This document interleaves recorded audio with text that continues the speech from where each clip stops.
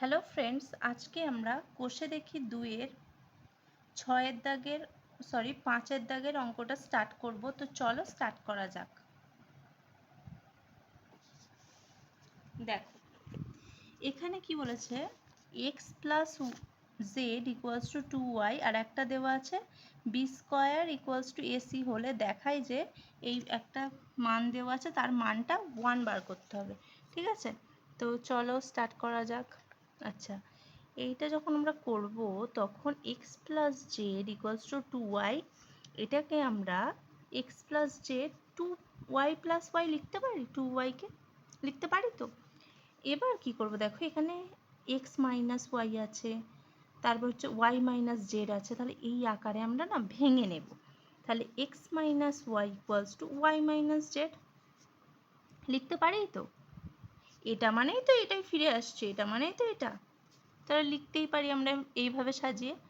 এবার দেখো কি হচ্ছে, এবার LHS লেখো। LHS a to the power Y minus Z, B to the power Z minus X, C to the power X minus Y হলো। এবার দেখো A to the power Y minus Z আছে আর C to the power X minus Y আছে। এটা Y minus Z, B to the power Z minus X, C to the power X minus Y. C to the power X minus ওয়াইকে আমরা Y minus জেডও লিখতে পারি। তো তাহলে equal যেহেতু, তাহলে ওয়াই মাইনাস জেড লিখে দিচ্ছি। ঠিক আছে, এবার দেখো এতেও এরও পাওয়ার এক, এইটার পাওয়ারও সেম, দুটোর পাওয়ার সেম, তাহলে আমরা এরম লিখতে পারি এসি তার পাওয়ারে ওয়াই মাইনাস জেড লিখতে পারি। তো into b to the power Z minus x লিখতে পারি। এবার ফার্স্টে দেখো এখানে কি ছিল, b square equals to a c, তাহলে এখানে আমরা লিখব b square equals to a c. এই এসির জায়গায় আমরা কি লিখব, বি স্কোয়ার। তাহলে b square y minus Z B to the power Z minus x. B square হলে কত হবে, এটা গুণ করে দাও, 2y মাইনাস 2z হলো, 2y minus 2z into b to the power Z minus x. এবার কী হবে, এই পাওয়ারগুলো যোগ হয়ে যাবে তো একই সংখ্যার, 2y minus 2z plus Z minus X, মানে B to the power 2y minus Z minus X. 2 এর সাথে জেড বিয়োগ করলে কত হবে, মাইনাস জেড। আচ্ছা, এবার দেখো B to the power 2y, যদি মাইনাসটা কমন নিই তাহলে জেড প্লাস এক্স, তাই তো। এবার দেখো এক্স প্লাস জেড আর জেড প্লাস এক্স সেম, তো এটা কত ভ্যালুটা 2y, তাহলে এখানে 2y বসিয়ে দেবো। তো বসিয়ে দেওয়াই যাবে, তাহলে 2y বসিয়ে দাও, তার মানে কত, B to the power 0, B to the power 0 মানে কত, 1, তাহলে RHS প্রুভড। বুঝতে পারলে? দেখো ভালো করে অঙ্কটা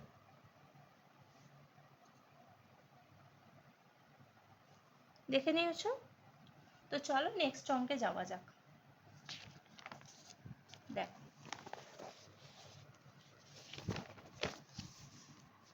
7-এর দাগের অঙ্কটা দেখো, 6-এর দাগের আছে না, 6-এর দাগের অঙ্কটা দেখো। এ বি সির ভ্যালু দেওয়া আছে, এবার প্রমাণ করতে হবে ওই ভ্যালু এটা ইকুয়ালস টু 1। তো চলো স্টার্ট করা যাক। তাহলে ফার্স্ট আমরা LHS দিয়ে স্টার্ট করি।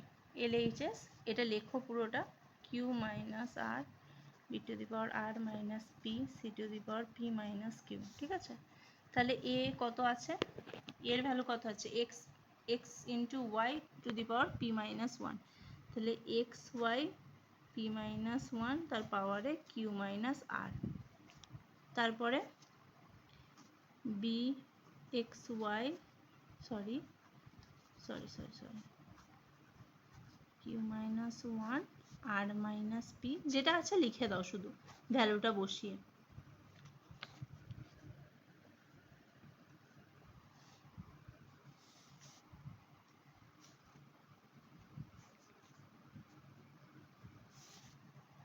ঠিক আছে, এবার কি হবে, পাওয়ারগুলোতে গুণ হয়ে যাবে।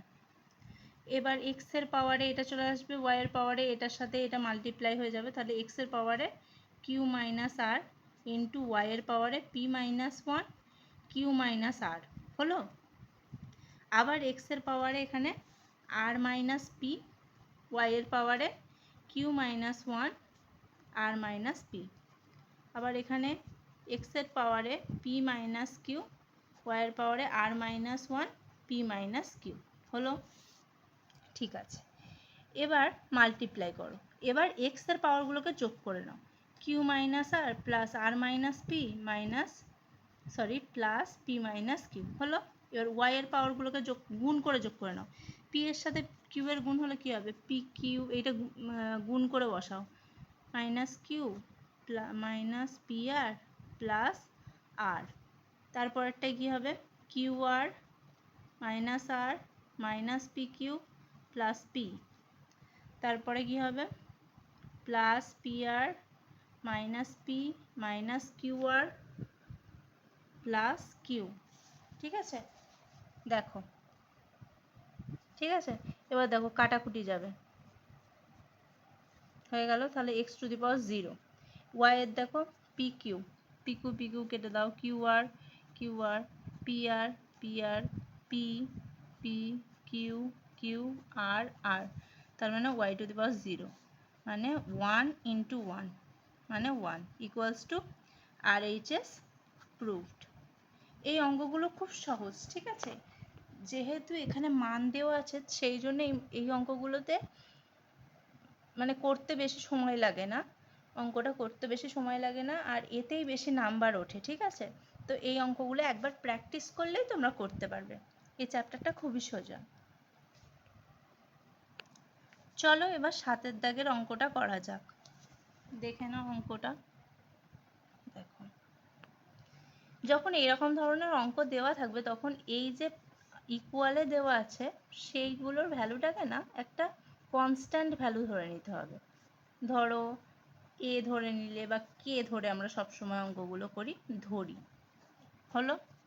এবার প্রত্যেকটার ভ্যালু তাহলে কে, তো তাহলে x two the power 1/a মানে কে, Y to the power 1/b মানে কে, Z two the power 1/c মানে হচ্ছে কে, তাই তো?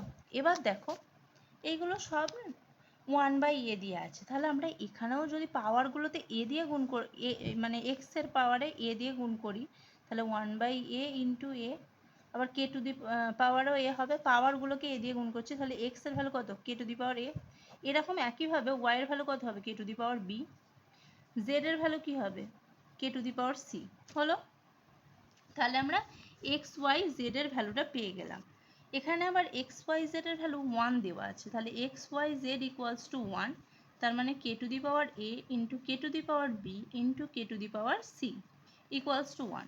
তার মানে এবার পাওয়ারে সব যোগ হয়ে যাবে, a plus b plus c equals to 1। ঠিক আছে? এবার আমরা কি জানি যে a টু দি পাওয়ার 0 মানে কত? 1।